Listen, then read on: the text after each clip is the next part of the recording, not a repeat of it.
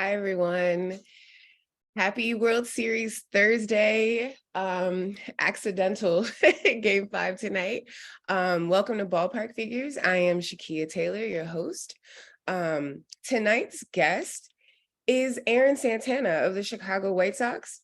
Erin is the education coordinator for the White Sox, and in her role, she helps international players adjust to life in the United States through English classes, cultural experiences, and general support. She is a member of the advisory board for the Alliance for Gender Equality in Baseball and co-chair of the Winter Meetings Educational Committee. She was born and raised in Maine, where she played soccer, basketball, and softball throughout school. She graduated with a bachelor's degree in political science from the University of Vermont and a master's degree in international affairs and diplomacy from Seton Hall University. Hi, Erin. Hi. How are you? Good. I'm so excited to be here.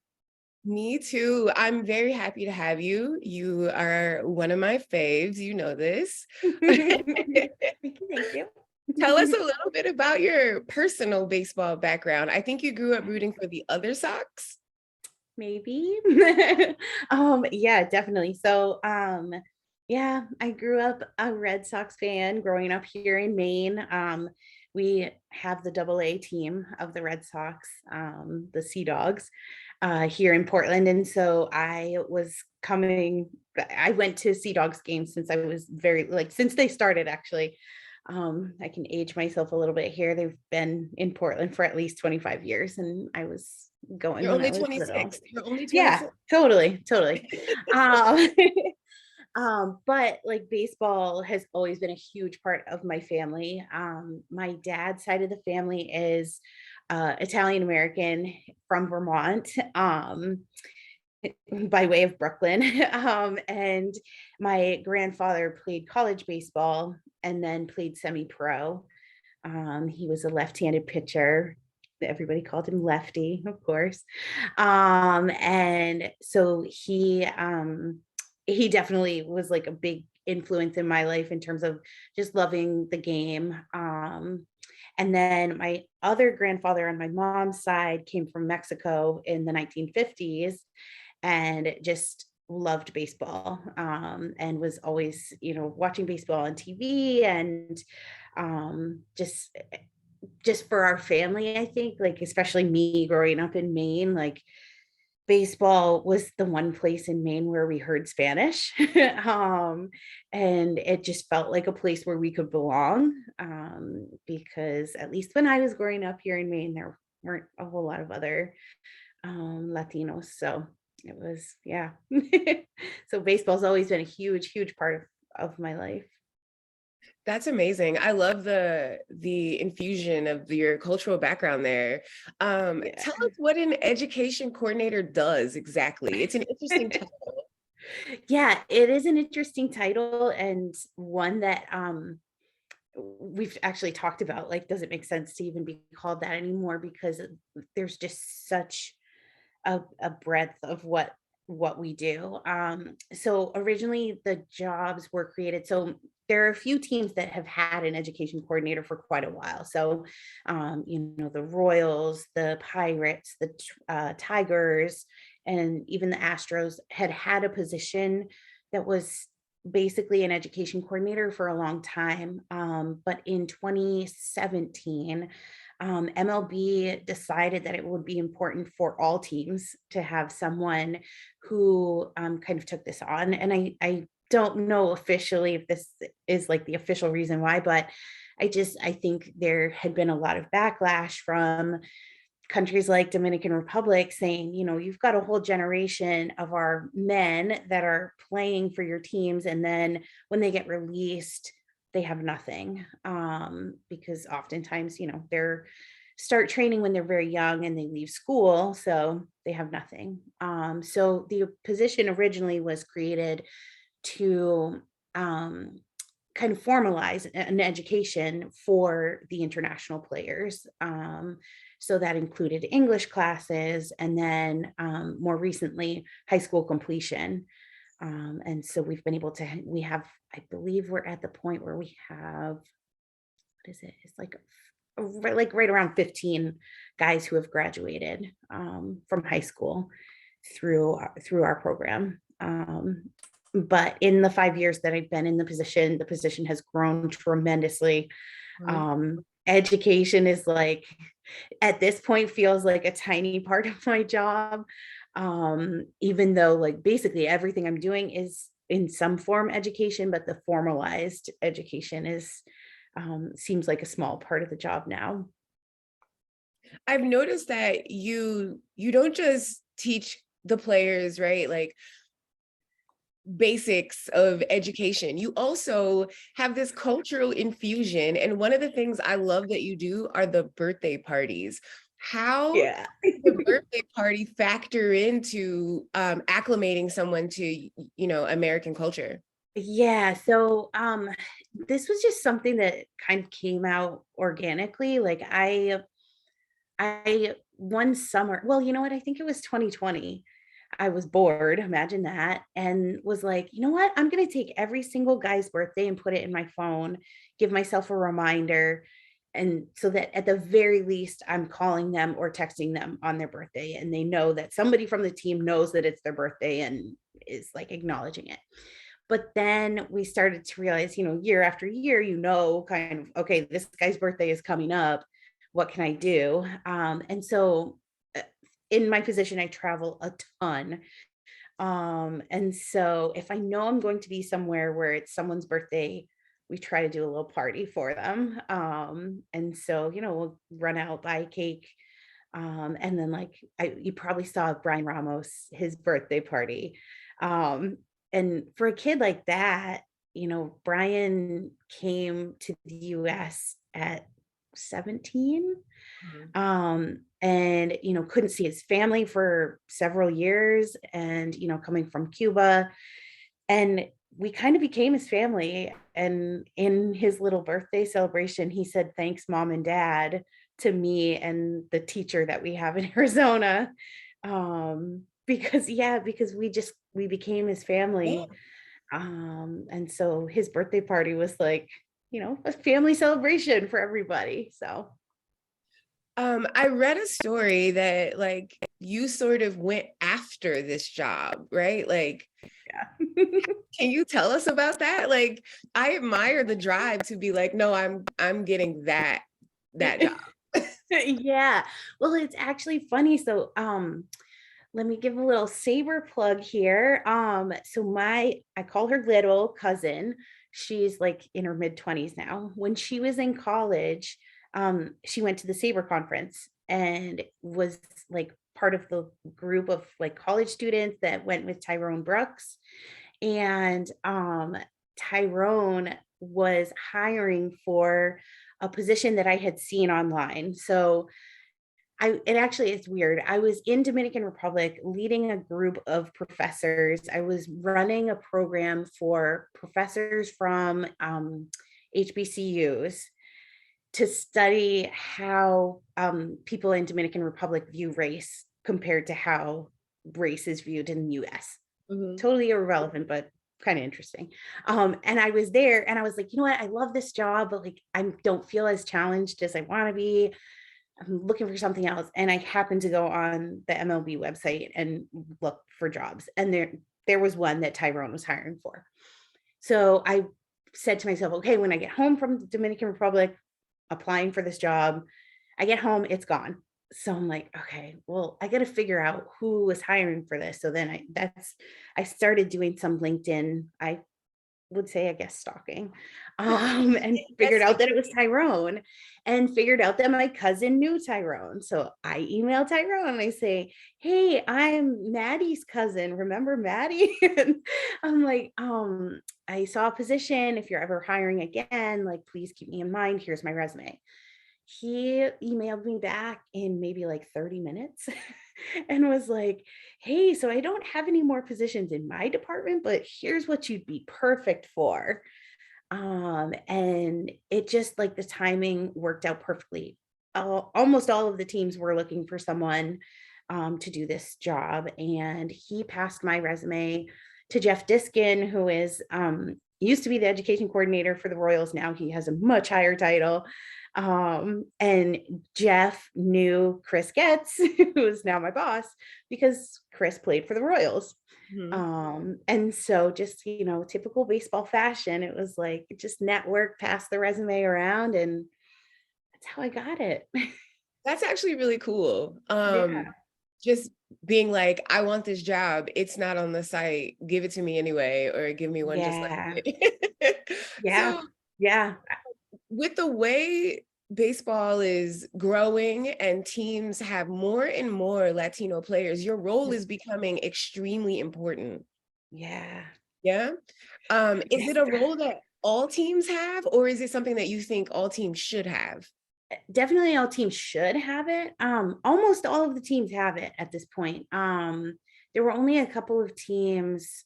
So at winter meetings every year, all the education coordinators get together. And I think last year, we were virtual last year, but I think we represented 28 of the 30 teams at that Mhm. point.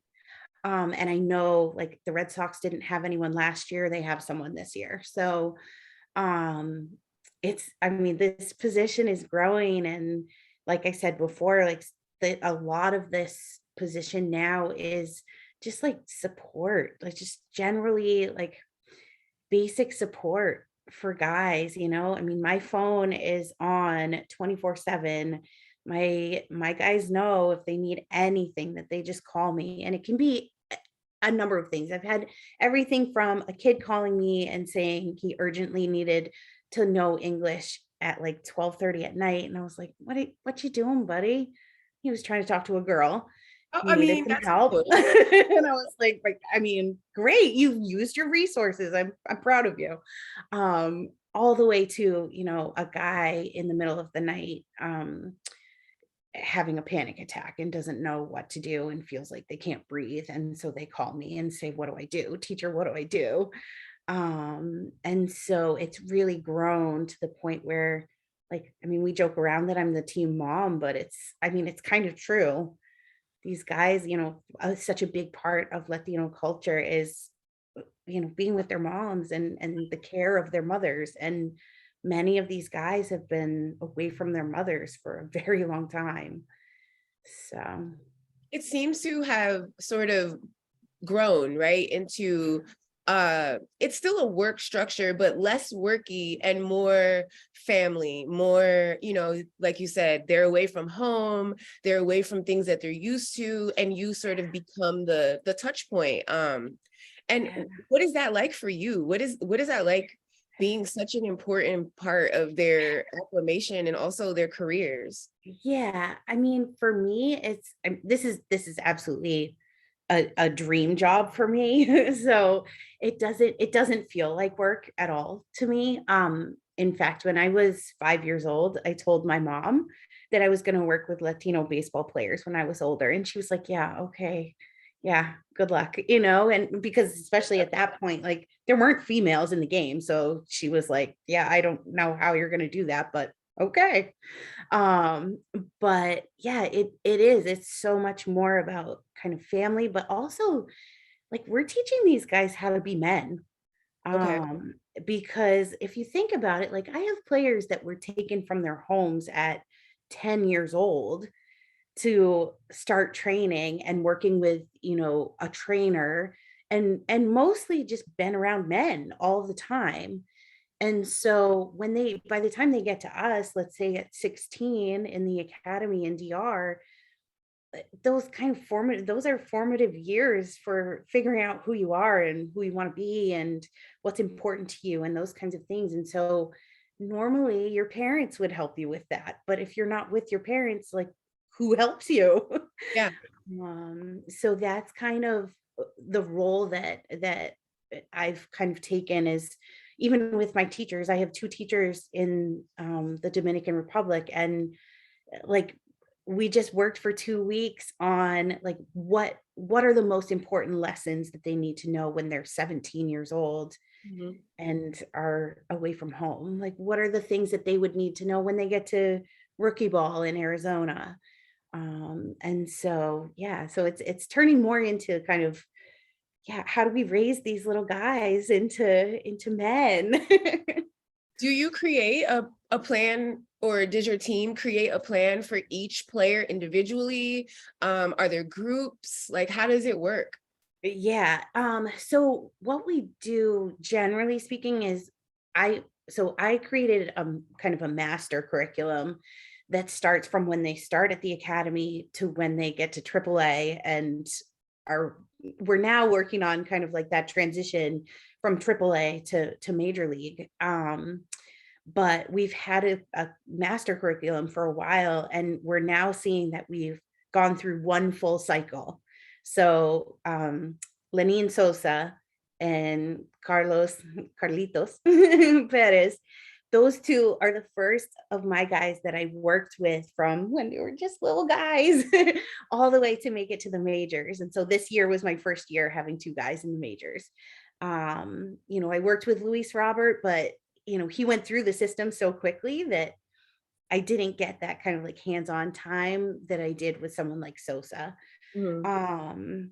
And so what we do is we plan for each level. So, in DR, by the time you've left the academy in DR, you should have had this X, Y, and Z lessons. By the time you've left Arizona to move on to an affiliate, you should have learned, these things. But every guy is different. You have a guy like Brian Ramos who skips the academy altogether, comes to the US as his first stop with us. And it's kind of like, okay, we've got to start him from scratch and just adjust as we go along. What types of difficulties do you run into along the way? Whew. I'm like, where do I start? I mean, obviously language is the biggest one. And so, we kind of pound the English in the academy, but the guys, it's funny because the guys in the academy just have no concept of how important it is until they've left. And so, they may take the lesson seriously, but as soon as they've gone to Arizona, they're like, oh, I should have paid attention. So Mhm. we're starting to get guys who call their friends who are still in DR and say, "Hey guys, pay attention to your class. It's really important."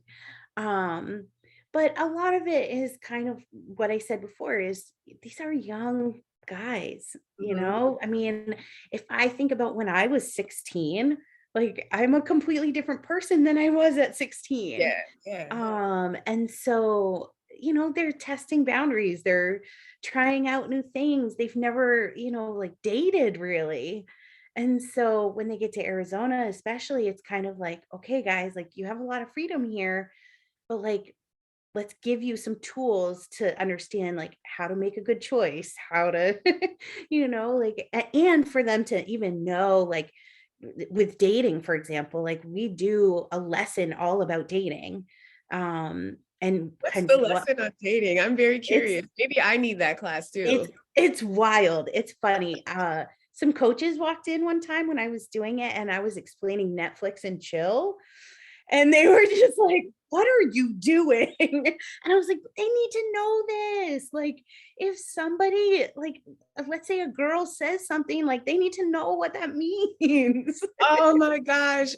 Erin, Yeah. you have to tell us how you explained what Netflix and chill is in a Oh, professional manner. the funny thing was I thought I was gonna have to explain it, and then, like, one guy was like, "Oh, I got this one." And I was like, "All right, cool, like, go ahead." So, I mean, they're just I mean, they're so much fun anyway, but, like, I try to keep the lessons, like, things that are relevant, things that are gonna come up, like, and so, yeah, we do lessons like that. What else has come up in the past? And, like, I mean, some of these guys, like, they don't know, they've never drank before, they've never, like, had that kind of experience with alcohol, and so then sometimes that comes up, but not very often. I'm always surprised, like, these guys, they take playing seriously and don't wanna do anything to, like, jeopardize their careers. So, I always say, like, we've been super lucky. We have really, really awesome guys that pretty much, like, they trust us and they know that if we're giving them advice, like, that it's important. So, What responsibility would you say that native English speakers have to aspiring bilingual players? Yeah. So that's a hard one, I think, because there are some people who are like, they're coming here, they just need to adjust, like figure it out. But overwhelmingly, we've been very, very like we've had so much help from our American players and so much like just compassion for their teammates. In 19 yeah, 2019, we started a Spanish class for the American players in the rookie ball team. Okay. And the thing that I noticed the most about that was, so I structured it purposely so that the Latino players were teaching the American players. So it wasn't, for example, like it wasn't one of us teaching the Americans. I made sure that the Latinos were in a position where they could teach the Americans something, because so many times they just feel less than with American players because they can't understand their coaches, they can't understand what's happening, they don't know the culture, and they're never the expert on anything. And so I felt like it was really important to give them the opportunity to be the expert. Mhm. And just the amount of like the bonding that happened between those players, you can see it now. That class was like Matt Thompson, Jared Kelly, Andrew Dahlquist. Those guys are so close with our Latino players. And I really think it comes from they spent a lot of time in class with those guys and recognized like, wow, these guys are doing a lot of extra stuff that no one has ever asked me to do. Right. And it just like it really changed their point of view. That's amazing. I think having the native English speakers learn Spanish is critical. And I say that as someone who has covered the sport, like I have gone to Sox Fest and, walked up to talk to Jose Abreu, right? Yeah. And there's someone there. And I was like, wait, I got this. I know Yeah. a little Spanish. And he was just so impressed with the fact that I even tried. And Yes. I think that's going to be really crucial, as the game continues to grow and as it, continues to, we start to have even more international players from, not just Spanish speaking countries, but everywhere, that we sort of embrace learning other languages or even just little things. Um, Yes, I for sure. I find food to be a big connector culturally. Oh, yeah. That's your experience as well? Yeah, so, 2 things on that. I didn't mention, we also do a Spanish class for coaches. So in the off season, I was able to kind of put together a bunch of terms, and actually the Guardians, the Cleveland Guardians, their education coordinator helped me with this too. Um, we put together a bunch of terms so that we could make sure that everyone was saying things the same way. Mm, So, when we're on the field, everybody is using the same types of terms to describe any type of situation on the field. So, we're not calling it like I don't know. I'm trying to think of an example. Like we're calling it a double play rather than being like I don't know, like a double kill or whatever people say. And so we're using the same terms so that when a guy learns those terms in English, their coach is using that term. But at the same time, the coach can also use the Spanish term if they want to. and the Spanish Um, term for double play is, oh gosh, put why you you on the gotta do spot. that to me right now? And that's a hard one too, because you don't say doble juego, I think is like 2 games. Hmm. So it's like a double header. Hmm. So I don't know. You put me on the spot, man. Okay, you can just tell us on Twitter. You can tell us on Twitter. Everyone follow Yeah, Erin yeah, on yeah. Twitter. She I is can put my little cheat there. sheet that I send to the coaches. Yeah, do that so we could see that. I think people here would love that. I know I would. I think we Yeah. all could do better at learning those things, right? But the food, tell me about the food. Oh, yeah, yeah, yeah. So the food. So we do Latino night every year. And it is it's a huge hit. Basically we have, so at Camelback Ranch, which is our spring training facility, our cooks there are amazing. And they are some Mexican guys that can really cook from like any culture you give them. They're like, yep, got it. And they will cook anything. So this past year, they get to know the guys too pretty well. And so they were asking the guys, what would you want? What do you miss from home? And they cooked that food. And so then our coaches and some American players too would come to that Latino night and eat the food from those players' homes. And it just like, I mean, obviously people are just like, A, free food during spring training, Right? B, like amazing free food during spring training. And it's just like a really informal, fun event. We did karaoke this past year. So we had karaoke in English and Spanish. And it's just like a lot of fun, but it's a great way to like get people kind of talking and more of that bonding. We have a question from Bill. Have you used personality profiles for the players to aid in cultural acclimation and player development? That is a great question. So yes, we have. So we do an assessment. We do a learning styles assessment as well as personality assessments. I think at this point we've only done the personality assessments with pitchers because our pitching coordinator was really super into that stuff and interested in that. But with the learning styles, we've actually put that on our rosters in spring training that the coaches have. So the coaches have a roster, I mean, there's 100. Oh yeah, there you go. Doble matanza. Yeah, that's a good one for double play. But so the coaches have, their rosters. We've got over 100 guys. Sometimes they're like, who's this guy? What does he need? They actually have their learning style on that roster as well. So like they know, again, Brian Ramos, perfect example. Brian Ramos needs instructions. He needs a paper that tells him exactly what you want him to do. And he needs to read it. And he needs to kind of let it sink in a little bit. And then he goes, he's able to, pick up whatever you put down for him. Mhm. He's a very smart kid.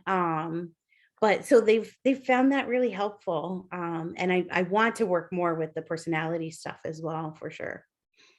Woody would like to know, do you interact with players' families?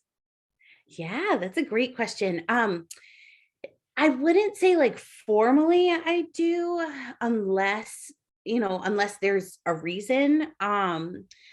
Something that I really, really want to be able to do in the future is, at least for the Dominican players, I want to visit their home. I think like that's such an important part of our like Latino culture. Like I want them to visit my home. Like, like I feel like they're part of my family, and I know many of them feel that way about me.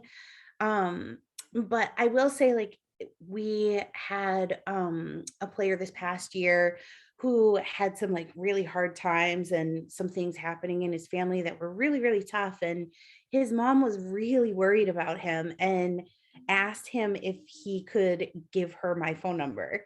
And she called me and we talked for, I don't know, at least an hour. And basically her message to me was, can you please just like pretend like he's your son and like take care of him the way that you would take care of your own child? And of course I was like, absolutely, 100%. And so we it wasn't kind of like a formal thing, but it was it happened and it was great. I know you and I talked about this. I'm wearing my Women in Sports Social Club. Yes.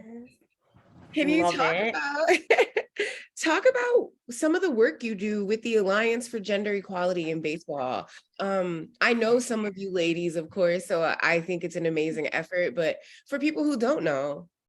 Yeah. So It started with a WhatsApp group.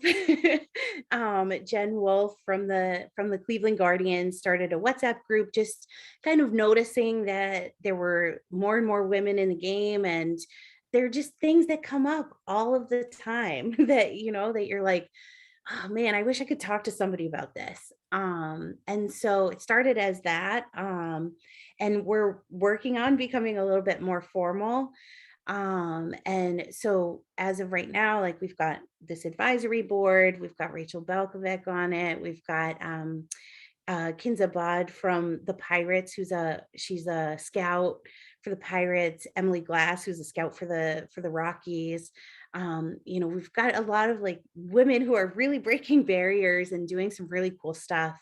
And right now, like we're really focusing our efforts on how can we help the women who are in the game right now? Like, what are issues that come up? And the group always jokes around and uses me as an example.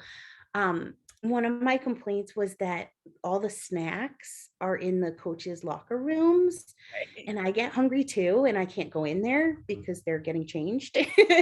And so, like, that's such a minor issue, but it's like a thing, right? Right. Like, Right. people get hungry at work, and like, those guys have access to like really good snacks and I don't. And I'm Right. like, hey, what's up? Like, where can I get a snack?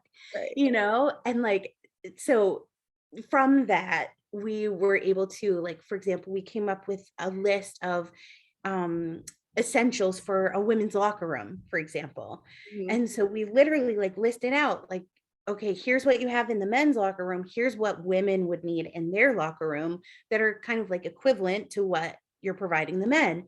And I will say, like, the White Sox took that list, literally took that list to the store and bought everything on it and made a locker room for spring training that, I mean, I just felt like such a part of the team. Like, I felt like, wow, like I can do my workout here. I can shower here now. I can, like, when you're in Arizona in July and it's 120, like, after practice and you have to go teach a class, you want to take a shower first. Right. Like, it's Right. gross, Right. and now we have a space for that and we have all the supplies we need. And part of that is due to the work that we did together as women to say, like, this is what we need.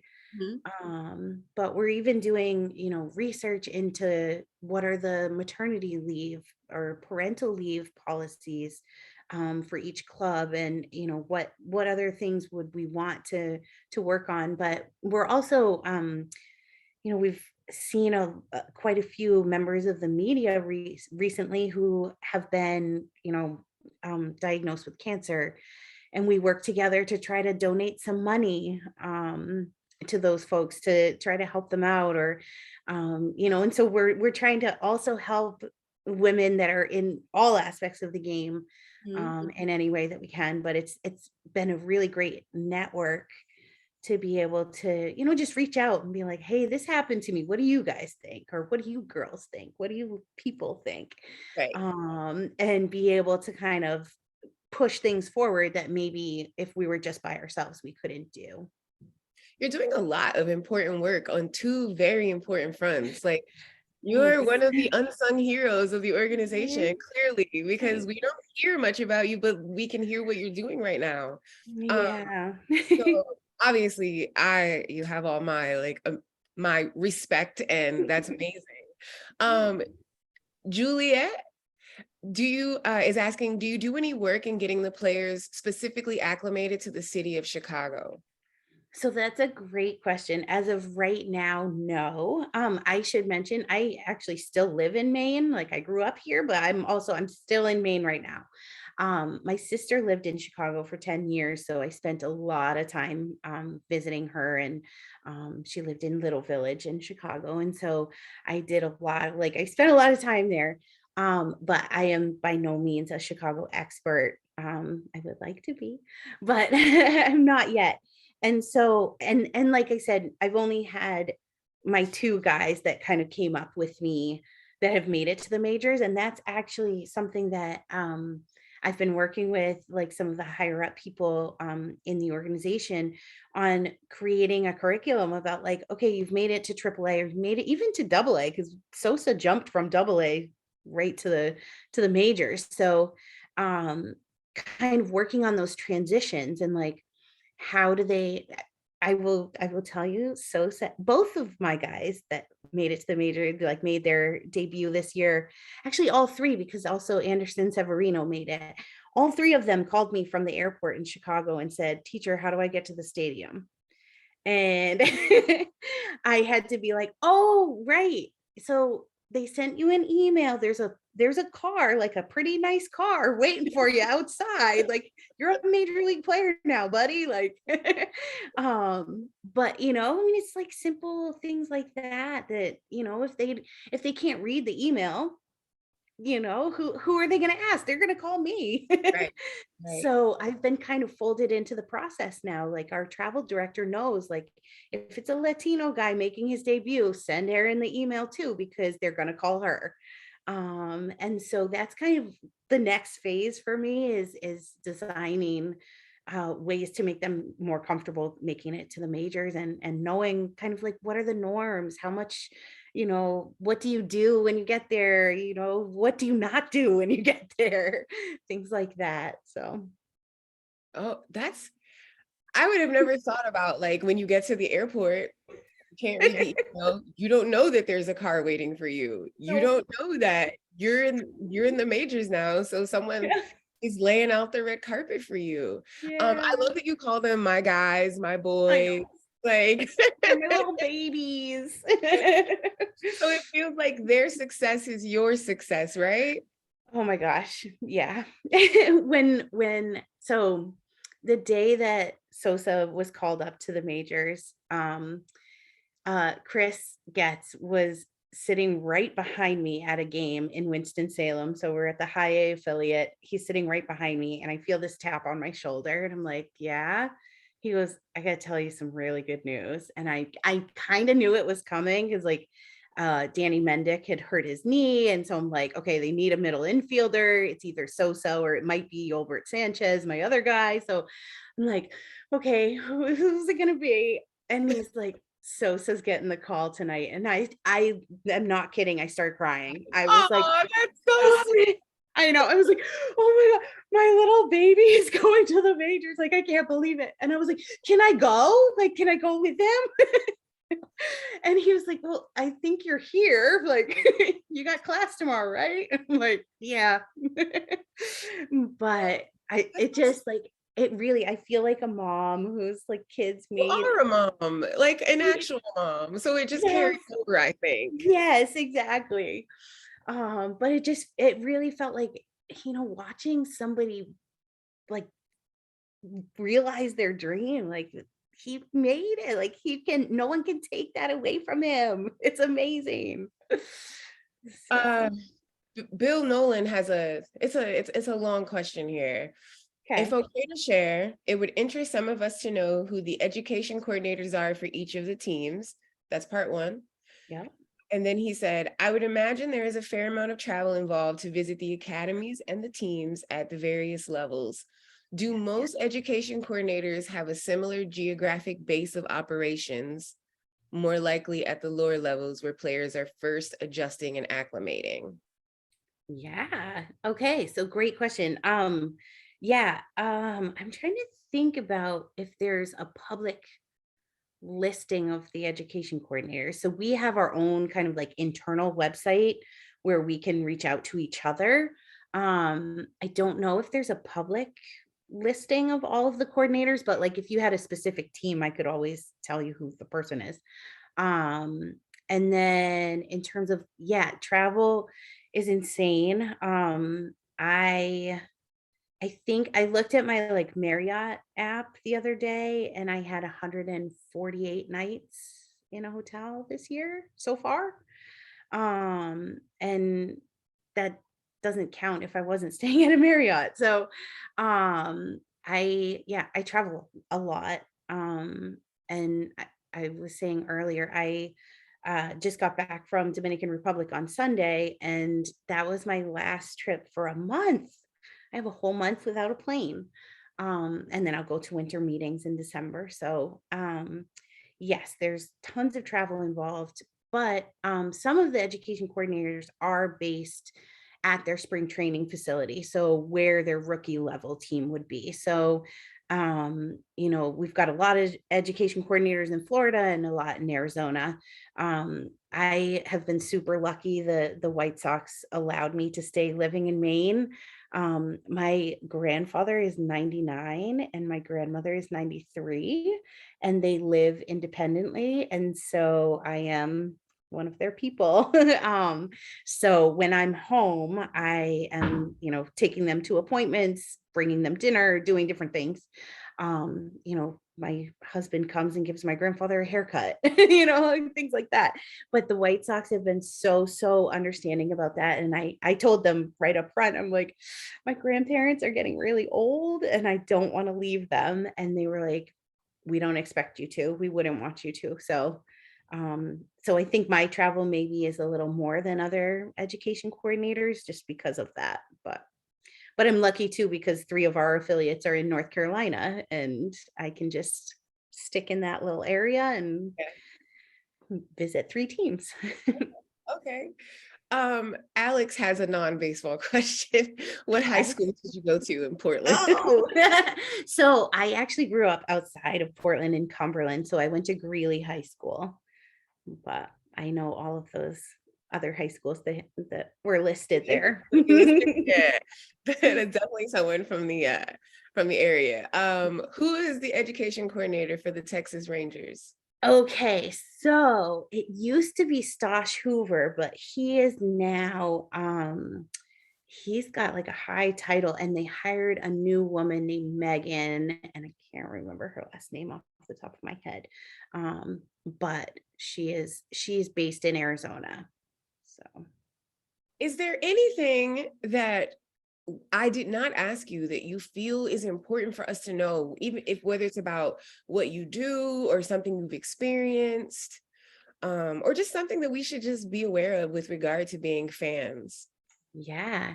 I mean, I think when I look at kind of my life pre-working in baseball and then my life afterwards, it's really interesting just to remind myself, like when I was a fan, I had no concept of these players being people that had lives outside of what happened on the field. And just there's so much else that happens to them that, a lot of times we don't talk about, or, fans have no concept of like everything they're going through to even make it to the point where they're at.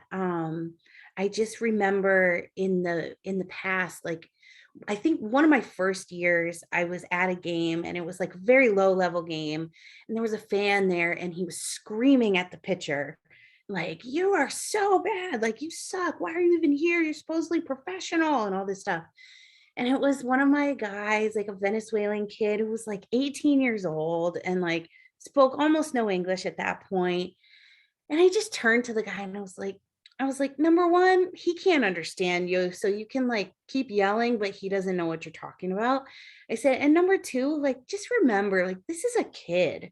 He's a kid in a different country that's not his own, and he's working as hard as he can. So, like, screaming at him, probably not going to do too much to help him out. Right. And so, yeah, like just remembering that they're kids, they're people, they've got families, they've got really hard things that they're dealing with. Not to say that the American players don't have hard things to deal with, but just the level of support that they have is often a lot higher than what an international player has.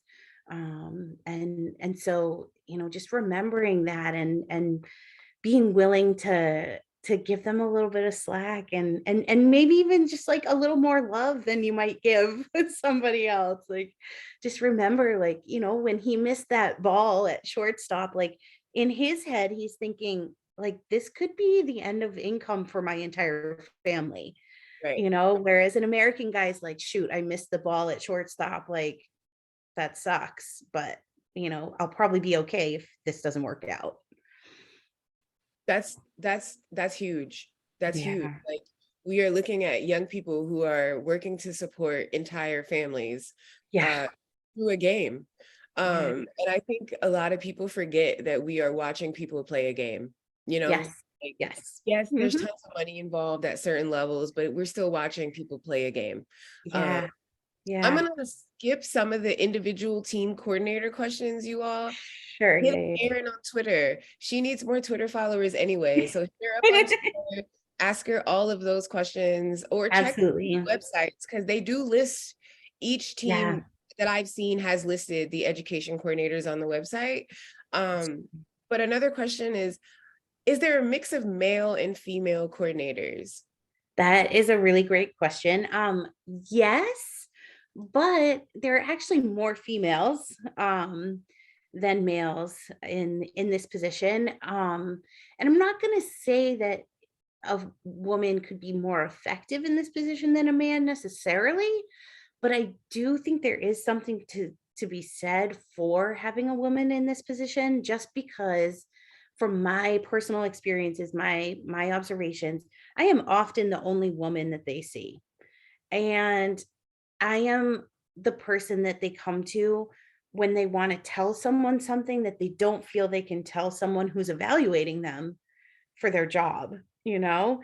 Um, and just kind of like I said, just that cultural aspect of like having kind of a motherly figure has come into play so much for me, and for these guys, and just the things they're willing to trust me with that they're not willing to trust people that they spend a lot more time with.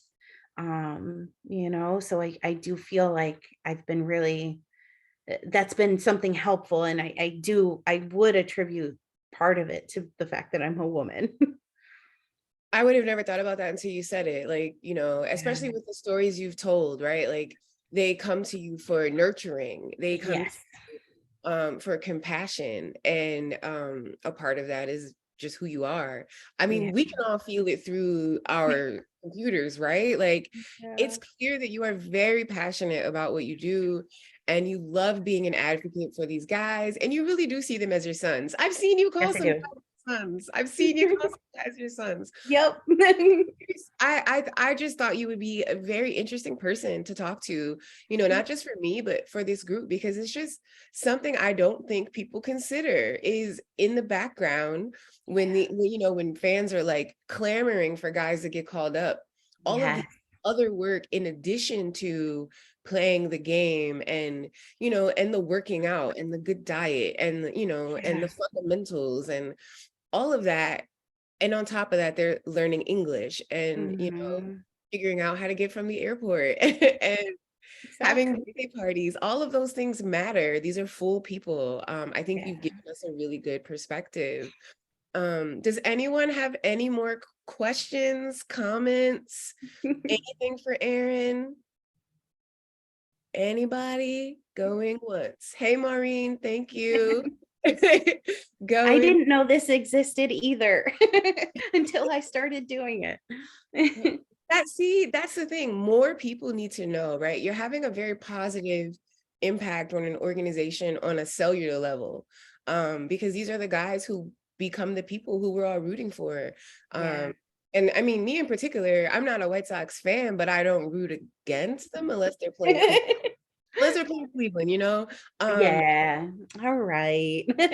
My best baseball friend is the education coordinator for Cleveland, so I was cheering for them in the playoffs too. Good, good. I don't have any more questions for you, and it doesn't look like anyone else does either. I want to first shout out Scott Bush for keeping me aware of what's happening in the game tonight. Yes. Thank you, everyone, for your questions and for attending. I know that this was a conflict of time, so I really appreciate it. Erin, thank you so much for sharing with us. You have been a delight. You have been Oh, absolutely thank wonderful. you. I think people now will go find education coordinators on their favorite teams and shout out to them as well. Um, Good. thank you, everyone. Have a good night. Erin, don't go anywhere. Bye, everyone.